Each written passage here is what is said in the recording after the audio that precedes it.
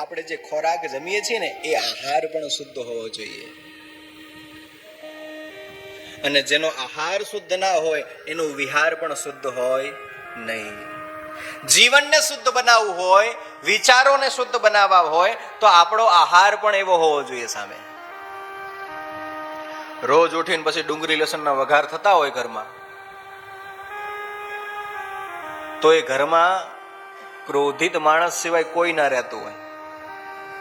તમે અનુભવ કરજો, 1 મહિના માટે ઘરવાળાને ડુંગળી લસણ ખવડાવો. અરે જવા દો, 1 મહિનાની વાત જવા દો, 10 દિવસ ખવડાવો, 11મા દિવસે જો હાલત થાય. કારણ કે એ બધા પદાર્થો તામસી છે. મારા તમારા મનને વિકૃત કરવાનું કામ કરે છે. મારા તમારા વિચારો પરિવર્તન કરવાનું કામ કરે છે. તામસી ખોરાક છે. અને તામસી ખોરાક હંમેશાને માટે આપણા જીવનની અંદર ક્યારે પણ ભગવાન તરફ જવા નથી દેતો. અને ખાસ કરીને વૈષ્ણવો, જે વૈષ્ણવ ધર્મ પાળે છે, તુલસીની માળા પહેરે છે, તુલસીની ભગવાનની માળાના જપ કરે છે, એ વ્યક્તિ તો ખાસ આહારનું ધ્યાન રાખવું જોઈએ. એને તો ક્યારે આ વસ્તુ ખાવી જ ના જોઈએ. બાકી ગળામાં કંઠી પહેરે અને પછી મોઢામાં રોજ ઉઠીને ડુંગળી લસણ ખાતા હોઈએ આપણે, તો એ પછી એનો જે દોષ લાગે ને એ ભગવાન ક્યારે માફ ના કરે. કારણ કે જેટલા વૈષ્ણવ, બધાને ખબર છે, મને વૈષ્ણવ સિવાય ને ખબર છે આપણાને, કે ભગવાનનું ભજન કરતા હોય, કૃષ્ણને જે માનતા હોય વૈષ્ણવ, અને આપણે વૈષ્ણવો છીએ, જે ભગવાનની કથાઓ સાંભળે છે, જે ભગવાનનું પૂજન યજન કરે છે નિત્ય, જે ગળામાં તુલસીની માળા પહેરે છે, એને તો પ્રતિ દિવસ કોઈ દિવસ ખાવી જ ના જોઈએ ડુંગળી લસણ. અને એટલા માટે કીધું છે કે ભગવાન કૃષ્ણની કંઠી તુલસીની માળા જ્યારે ગળામાં પહેલો ને ત્યારે સૌથી પહેલો નિયમ છે કે તમારે ખોરાક બદલવો પડશે, તમારું જમવાનું બદલાવવું પડશે. મારા તમારા જીવનમાં છે ને સૌથી વધુ મોટું પરિવર્તન લાવતું હોય ને તો એ ખોરાક છે, એ અન્ન છે, એ ભોજન છે.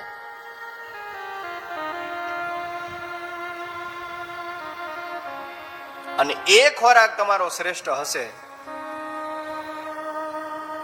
તો જીવનની અંદર પરમાત્મા તરફ ગતિ થશે.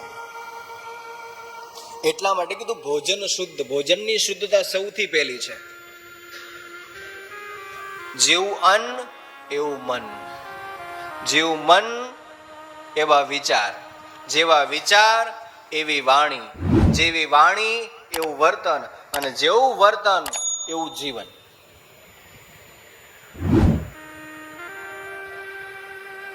જેટલી અસર આપણા જીવનમાં અન્ન કરી શકે ને એટલું કોઈ ના કરી શકે. જીવનમાં 2 જ વસ્તુ એવી છે, એક અન્ન અને એક ભગવાનનું સ્મરણ. આ 2 વસ્તુ જેટલું જીવનમાં અસર કરી શકે ને એટલું કોઈ ના કરી શકે. અને આપણી સાથે જીવતો જાગતો દાખલો છે પ્રેમાનંદજી મહારાજ. બધાએ સાંભળ્યા, આમાંથી કોઈ એવું નહીં સાંભળ્યા હોય ને. એમના જીવનની એક જ અભિલાષા હતી કે માત્ર ને માત્ર આખા વૃંદાવનની અંદર સાવેણી લઈને સાફ સફાઈ કરતા, બીજું કઈ નતા કરતા. ભગવાનનું નામે નહીં, ભજને નહીં, એક જ નિયમ, રોજ વૃંદાવનને સાફ કરવું. ભગવાનની જેટલી પણ સ્થાનો છે, ભગવાનના જેટલા પણ દ્વારો છે, બધી જગ્યાએ સાવરણી ફેરવી લેવી, ચોખ્ખું રાખવું, સ્વચ્છતા રાખવી. અને સ્વચ્છતાથી જ રાધારાણીની કૃપા અને ઠાકોરજીની કૃપા ઉતરી છે.